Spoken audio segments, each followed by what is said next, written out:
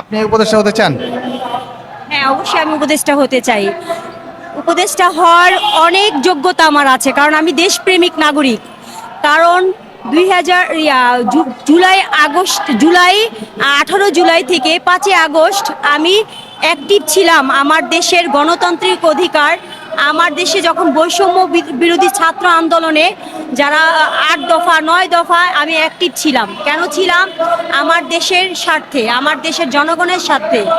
আজকে Mostafa Sarwar Farooki Facebook profile লাল করে এবং জুলাইয়ের শেষ মুহূর্তে যখন আমাদের পক্ষে এসে পড়ছে, স্বৈরাচার সরকারের বিপক্ষে চলে গেছে, তখন ফেসবুক স্ট্যাটাস দিয়ে মোস্তফা সরোয়ার ফারুকী যদি উপদেষ্টা হওয়ার যোগ্যতা রাখে, তাহলে আমি দেশপ্রেম নাগরিক হিসাবে আমি 18 জুলাই থেকে 5 আগস্ট মাঠে ছিলাম দেশের মানচিত্র রক্ষার্থে। তা আমি আমাকে যোগ্য মনে করি। তো বুদ্ধিমান যারা আমাদের আছেন, সুশীল, তারা বলতেছিলেন যে নাটক, সিনেমা, মঞ্চ, কবিতা এগুলা তৈরি করার জন্য আমাদের বর্তমান সরকারকে, তো সেই প্রেক্ষিতে ওনারা মোস্তফা সরোয়ার ফারুকীকে হয়তো চয়েস করছেন।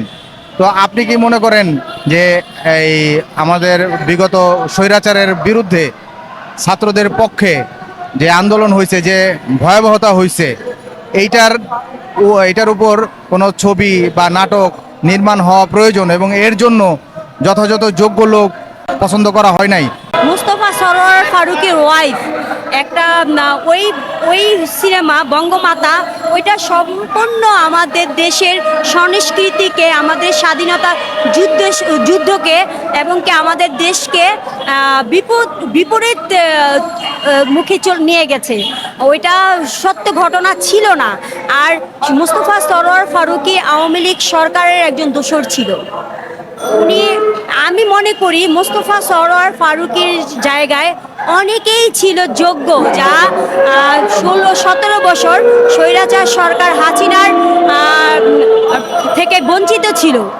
যে যোগ্যতা থাকাকালীনও হাসিনা ওই আমাদের চলচ্চিত্র, আমাদের মিডিয়াকে দামিয়ে রেখেছিল। সেই জায়গা থেকে অনেকেই ছিল যোগ্য, শুধু মোস্তফা সরোয়ার ফারুকী যোগ্য না। ফারুকীদের মতো মানুষেরা, নাগরিকরা সব সরকারের সময় কেন অধিকার নিবে, সেটাই আমি বুঝতে পারতেছি না।